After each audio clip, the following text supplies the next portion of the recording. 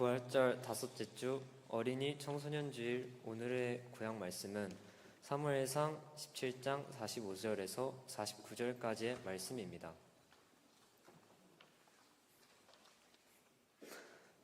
다윗이 블레셋 사람에게 이르되 너는 칼과 창과 단창으로 내게 나아오거니와 나는 만군의 여호와의 이름 곧 내가 모욕하는 이스라엘 군대의 하나님의 이름으로 내게 나아가노라.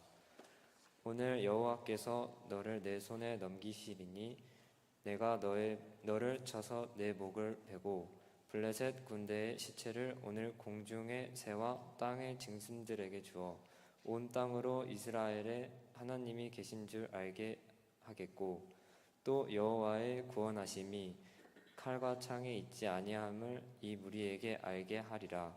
전쟁은 여호와께 속한 것인즉 그가 너희를 우리 손에 넘기시리라. 블레셋 사람이 일어나 다윗에게로 마주 가까이 올 때에 다윗이 블레셋 사람을 향하여 빨리 달리며 손을 주머니에 넣어 돌을 가지고 물매로 던져 블레셋 사람의 이마를 치매 돌이 그의 이마에 박히니 땅에 엎드러지니라. 구약의 말씀입니다. 아멘.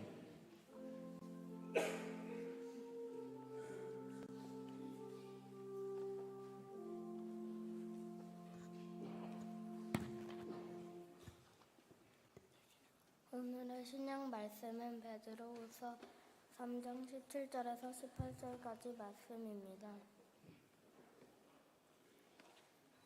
그러므로 사랑하는 자들아 너희가 이것을 미리 알았을 즉 무법한 자들의 미혹에 이끌려 너희가 굳센 데서 떨어질까 삼가라. 오직 주 곧 구주 예수 그리스도의 은혜와 그를 아는 지식에서 자라가라. 영광이 이제와 영원한 날까지 그에게 있을지어다. 신약의 말씀입니다. 아멘. 어제 저녁 시간에 이제 교육자실에서 지금 찬양 부른 길을 만드시는 주 여러 버전 몰아듣기 2시간 너튜브에서 계속 들었습니다. 한 20개 그룹이 부른 길을 만드시는 주를 계속 2시간 동안 들었습니다. 제가 음악은 잘 모르지만 객관적으로 우리 호산나 성가대와 우리 새벽이슬 같은 초동의 청년들 연합이 제일 잘 부르는 것 같다는 생각이 듭니다. 이 곡은 나이지리아의 시나크라는 CCM 또 작곡가에 의해서 만들어진 곡입니다. 환상 중의 기도 가운데 한국을 심령에 품고 작곡해 보라는 또 하나님의 세미한 음성을 듣고 한국을 생각하면서 작곡한 노래입니다. 마지막 분단 국가인 한국이 여러 가지 어려움에 봉착해 있지만 더 큰 일을 펼치실 하나님의 놀라운 경륜을 기대하면서 지은 곡인데요. 이 곡을 들으면서 함께 다 느끼셨겠지만 우리 모두가 또 우리 초동교회가 하나님께서 새로운 또 길을 만드시는 것을 믿으며 그것을 굳건히 신뢰하며 더욱더 힘차게 나아가시는 모든 분들이 되시기를 간절히 소망합니다. 사무엘상 17장 16절의 말씀입니다. 블레셋 장수가 아침 저녁으로 나서서 싸움을 걸어온 지가 40일이나 되었다. 골리앗이라는 이 이름 석자가 이스라엘을 40일 동안 떨게 하고 있습니다. 아침 저녁으로 몸을 보이니 이스라엘 민족의 고통이 극에 달하는 상황입니다. 사울왕 또한 걱정과 두려움에 잡을안석입니다. 우리가 잘 아시다시피 이 위기를 전환시키고자 다윗이 등장합니다. 그의 용감한 등장을 보며 사울이 말합니다. 17장 33절인데요. 사울이 다윗에게 이르되 내가 가서 저 블레셋 사람과 싸울 수 없으리니 너는 소년이요 그는 어려서부터 용사이민이라고 나옵니다. 소년이라는 낱말과 어려서부터라는 말의 어원이 같습니다. 즉 같은 말이라는 것입니다. 쉽게 비유를 들면 이렇습니다. 피겨 스케이팅을 처음 시작하는 한 아이에게 야, 너 나이 때 김연아는 이미 세계 챔피언이었어. 이렇게 말하는 것과 같습니다. 부정적인 대답을 들었습니다. 그런데 다윗은 물러서지 않고 양떼를 지킬 때 사자나 곰을 이겼던 상황들을 이야기합니다. 그것도 역시 하나의 경험이겠지만 골리앗을 상대할 수 있을 만한 능력은 되지 않습니다. 그런데 이 모든 형편을 상쇄시키는 위대한 고백이 나오는데요. 37절 상반부입니다. 여호와께서 나를 사자의 발톱과 곰의 발톱에서 건져내셨은즉 나를 이 블레셋 사람의 손에서도 건져내시리이다. 처음과 끝부분을 연결해 보면요, 내가 뛰어나서 내가 양치기로서의 어떤 특별한 기술이 있어서가 아니라 하나님께서 건져내셨고 하나님께서 앞으로도 건져내실 거다라는 고백입니다. 모든 영광을 하나님께 돌리고 있는 장면입니다. 잠시 사도 바울을 언급하겠습니다. 그를 하나님께서 들어쓰신 결정적인 이유가 그의 언변도 지식도 배경도 특별한 선교 전략도 아니었습니다. 시작과 과정과 끝도 모두 하나님의 영광이었습니다. 물론 요한복음 12장 28절의 말씀처럼 아버지여 아버지의 이름을 영광스럽게 하옵소서라는 예수님의 기도처럼 아버지의 이름을 영광스럽게 하는 주체는 즉 주어는 우리가 아니라 하나님이십니다. 그분의 영광은 그분이 책임지십니다. 그럼에도 불구하고 우리의 삶의 목적은 하나님을 영화롭게 하고 영광 돌리는 모습이어야 합니다. 자신은 지극히 작은 자이고 만삭되어 나오지 못한 자이고 죄인 중에 괴수라고 표현하면서 나의 나된 것은 오롯이 하나님의 은혜였고 나를 강하게 하신 그리스도 안에서 모든 것을 할 수 있었다. 이것은 하나님의 영광을 우선순위에 둔 사람에게서만 나올 수 있는 신앙의 언어입니다. 우리는 모든 중심이 나에게 있습니다. 착각의 늪에 빠져서 우리 삶에서 하나님은 극히 미약한 역할만을 하고 있다라고 생각할 때도 있습니다. 또 우리가 의지하고 높이는 무언가가 있다면 하나님보다 더 높은 자리에 당연하게 귀하게 어느 순간 자리하고 있습니다.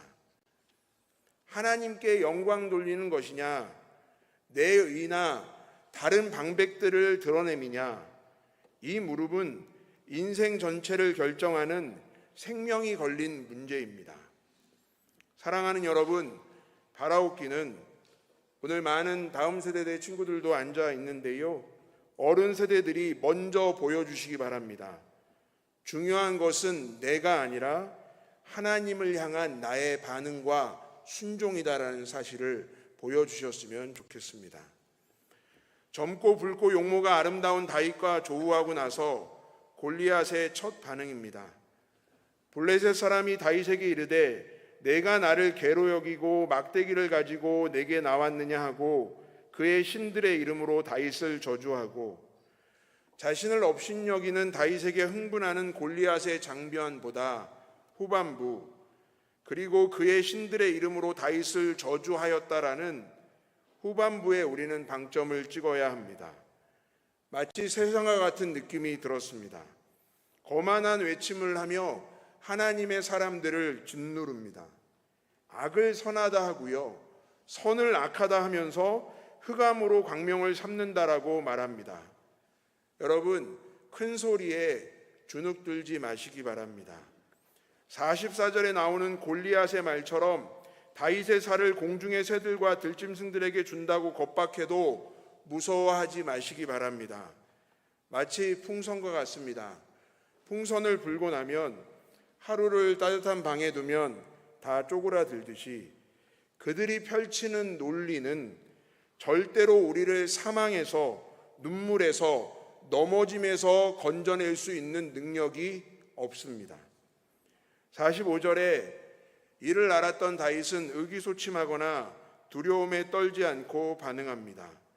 다윗이 블레셋 사람들에게 이르되 너는 칼과 창과 단창으로 내게 나와오거니와 나는 만군의 여호와의 이름 곧 내가 모욕하는 이스라엘 군대의 하나님 이름으로 내게 나아가노라. 최고의 선포입니다. 골리앗 대 다윗, 칼과 창과 단창 대 막대기와 물매, 도저히 승부가 이루어질 수 없는 게임이 안 됩니다. 그런데 정말 어마어마하게 상황을 완전히 뒤집을 뿐만 아니라 그 누구도 대응할 수 없는 초강력 무기가 나옵니다. 여호와의 이름, 만군의 여호와의 이름으로 다윗은 지금 나가고 있습니다.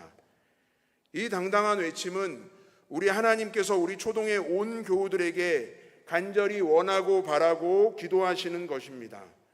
날마다 칼과 창과 단창이 우리 삶을 옥죄어 오지만 담대하게 덤덤하게 하루를 맞이할 수 있는 유일한 힘이 바로 여호와의 이름임을 다시 한번 고백하시는 저와 여러분이 되시기를 간절히 축원합니다. 우리 초동의 어른들께 다시금 부탁드립니다. 눈에 넣어도 아프지 않은 우리 영유아, 어린이, 청소년, 청년들을 향해 분명히 선포해 주시기 바랍니다. 앞으로 더 살기 힘들다, 비관적이다, 불확실성의 연속이다. 차라리 우리가 배고팠고 힘들었고 혼란스러운 격동의 시기를 보내었지만 그래도 우리가 살던 시절이 지금보단 더 좋았다. 소음과도 같은 세상의 예측과 소리를 동일하게 여러분들도 말씀하시는 것이 아니라 내가 좀 더 인생을 살아보니, 내가 먼저 신앙생활을 해보니 분명히 알 수 있는 것이 있는데, 우리가 돌투성이 자갈밭을 걸을지라도 여호와의 이름만 꽉 붙잡으면 너에게 튼튼한 신발을 제공해 주시는 주님의 동행하심이 있을 것이다. 이렇게 힘을 실어주시는 초동의 어른 세대들이 되시기를 간절히 소망합니다. 사도 바울도 로마서 8장 31절 후반부에서 목 놓아 부르짖습니다. 만일 하나님이 우리를 위하시면 누가 우리를 대적하리요. 그런데 이 외침, 숭고한 믿음으로 살아가는 것 단숨에 되어지는 것이 아닙니다. 다윗이니까 특별하다 아닙니다. 그도 우리와 성정이 같은 그냥 똑같은 사람입니다. 내가 누워 자고 깨었으니 여호와께서 나를 붙드심이로다. 여호와를 찾는 모든 자는 모든 좋은 것에 부족함이 없으리로다. 깰지어다 내가 새벽을 깨우리로다. 하나님의 모든 은택을 잊지 말지어다. 여러분 놀라지 마십시오. 이 네 가지의 고백은 한 사람, 바로 다윗의 고백입니다. 다윗은 일상에서 하나님과 동행하며 매 순간순간을 믿음으로 채웠기 때문에 결정적인 순간에 여호와의 이름을 힘있게 외칠 수 있었습니다. 그냥 나오는 것이 아니고요. 그렇게 하나님과 계속 동행하는 가운데 골리앗을 앞에 두고도 여호와의 이름을 선포할 수 있는 영적인 능력이 나타났다라는 것입니다. 우리 다음 세대들이요, 내일을 위해 오늘도 스펙을 열심히 쌓아가고 있습니다. 좋습니다. 하루하루 최선을 다하는 것 하나님께서 원하시는 모습이죠. 그런데 여러분, 한번 진지한 성찰이 필요합니다. 어른 교우들께서 최고의 스펙이, 그 어떤 스펙과도 비교할 수 없는 최고의 스펙이 여호와의 이름임을 진실되이 인정하신다고 믿습니다. 그렇다면 우리 자녀손들이 여호와를 열렬히 바라고 하나님 안에서 이루어가는 삶이 가정 온전한 것이라는 것도 가슴 깊이 어른 세대들의 마음속에 자리 잡고 계실 줄 믿습니다.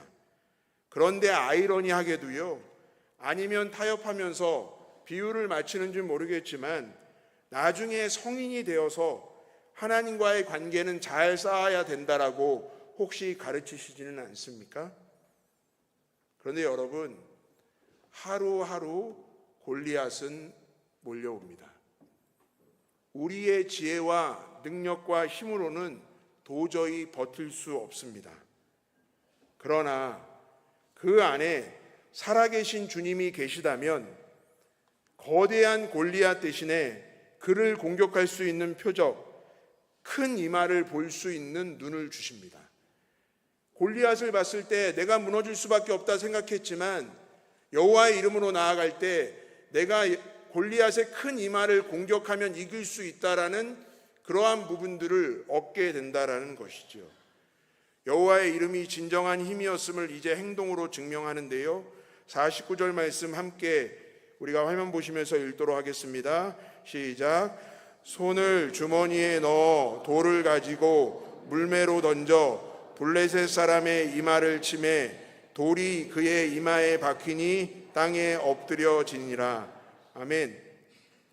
박힌다라는 뜻, 이 히브리어 타바에는 잠기다라는 뜻이 있습니다. 이 타바는 어느 때 쓰였냐면요, 출애굽기 15장 4절 모세의 노래에 나오는 바로 홍해가 갈라지는 역사를 보고 나서 홍해가 갈라져서 이스라엘 민족을 따르던 애굽의 군대들이 침몰해가는 상황 가운데 썼던 단어가 바로 타바입니다. 그런데 골리앗에게도 동일하게 해당이 됩니다. 즉 타바는 죽음의 시면, 끝이 없는 그 시면을 상징합니다. 빠져나올 수 없습니다. 이 장면에서 우리는 명확히 봐야 합니다. 사망 권세를 깨뜨리시고 죽음을 이기신 주님, 그 주님의 이름을 믿는 우리들이 그 여호와의 이름을 의지하여 삶의 자리를 펼쳐나갈 때 우리를 위협하고 올가매고 숨막히게 누르는 모든 상황들이 죽음에 잠기어지는 역사가 반드시 일어나게 될 줄 믿습니다. 우리들은 나이가 다르고요, 사고도 다르고 걸어온 길과 각자의 처한 삶의 자리가 다르지만 공통점이 있습니다. 우리는 그리스도의 몸, 초동교회라는 울타리 안에서 믿음의 한 가족입니다. 또 하나, 출생의 비밀이 같습니다. 첫 번째 출생으로 우리는 발길질을 하고 악을 쓰면서 세상의 빛 속으로 나왔습니다. 두 번째 태어남은요, 우리는 하나님의 빛 가운데 그분을 믿게 되었고 함께 주의 길, 믿음의 길을 걷고 있는 자매요, 형제입니다. 닮은 점이 참 많네요. 닮은 점이 많은 우리 서로 인사했으면 좋겠는데요. 옆에 손잡아 주시면서 이렇게 닮았으니까 한번 인사해야죠. 사랑합니다, 축복합니다 인사 나누겠습니다. 사랑합니다, 축복합니다. 닮아 있는 우리, 초동 안에 있는 믿음의 한 가족입니다.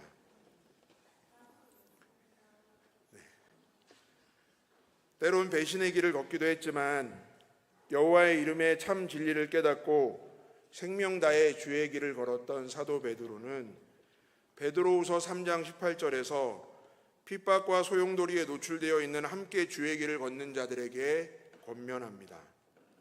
그 이유는 여러분들이 전하는 신앙적인 권면이 온 공동체가 함께 느낀다면 전체 공동체의 신성한 본질이 강화되기 때문입니다. 교회는 신성해야 하죠. 그 본질이 회복돼야 하죠. 그것이 우리 모두가 전하는 신앙의 언어에 달려있다라는 것입니다. 무엇이라 말합니까? 오직 우리 주 곧 구주 예수 그리스도의 은혜와 그를 아는 지식에서 자라가라.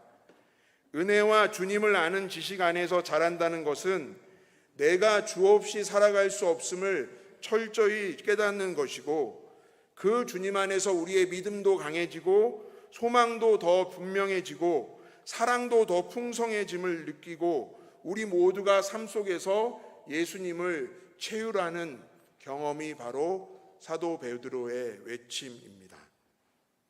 조금만 문을 열어놓아도 험한 광풍이 들어올 수 있는 것처럼 눈에 띄는 위협뿐만 아니라 알게 모르게 아무것도 아닌 듯 보이지만 무감각하게 치명적인 유혹들이 가득한 이 폐역한 세계 속에서 우리 닮은 점이 많은 초동의 믿음의 한 가족 함께 손잡고 세상을 이기었노라 선포하신 주님의 이름을 굳게 붙잡고 주의 뜻을 아름답게 이룬 뒤에 모든 영광 하나님께 돌리며 기뻐하는 하나님의 마음을 시원케 해드리는 초동 믿음의 공동체가 되기를 간절히 축원합니다.